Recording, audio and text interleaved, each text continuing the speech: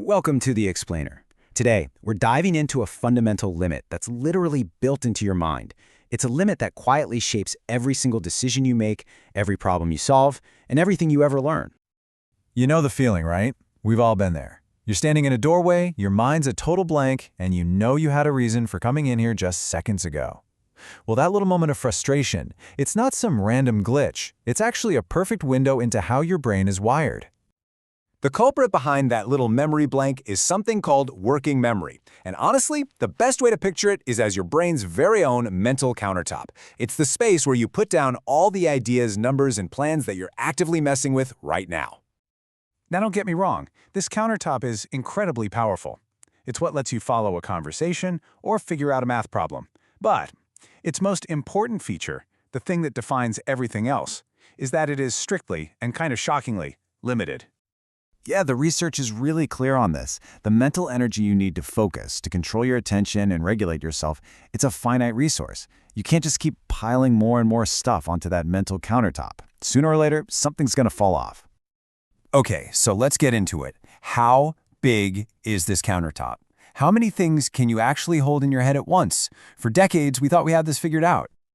Back in 1956, a psychologist named George Miller published this super famous paper suggesting the magical number 7 plus or minus 2. And for a long time, that was the gold standard. We all believed we could juggle somewhere between 5 and 9 separate pieces of information at a time. But here's the plot twist. More modern research, especially from a psychologist named Nelson Cowan, has basically thrown that old number out the window. The real magical number, the actual size of our mental countertop, it's closer to just 4. 4. Just 4 little slots to work with. That's it. And this tiny capacity has these massive, cascading consequences for pretty much everything we do. How we solve problems, how we make decisions, and how we learn. So what actually happens when we try to solve a problem with only those 4 slots? Let's take a look at what happens when that countertop gets really cluttered. Well, when that countertop is full, our brain's higher-level thinking just starts to fall apart. Our decision-making gets way more impulsive. Our ability to think flexibly, it just plummets.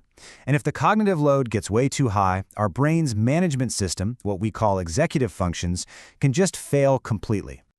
And this is fascinating because it connects these cognitive limits to our actual real-world behavior.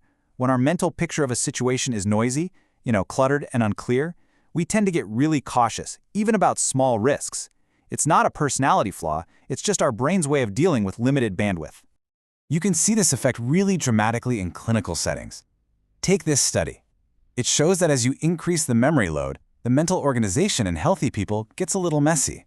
But for patients with schizophrenia, whose working memory is already impacted, that disorganization just goes through the roof. It really shows you how critical this system is.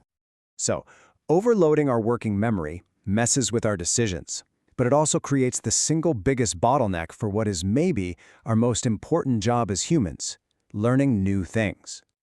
I mean, think about it. At its heart, all learning is just the process of building these little mental models of how the world works. Whether you're a kid figuring out cause and effect or an adult trying to learn a new software, you are building that new understanding on that tiny 4-slot countertop.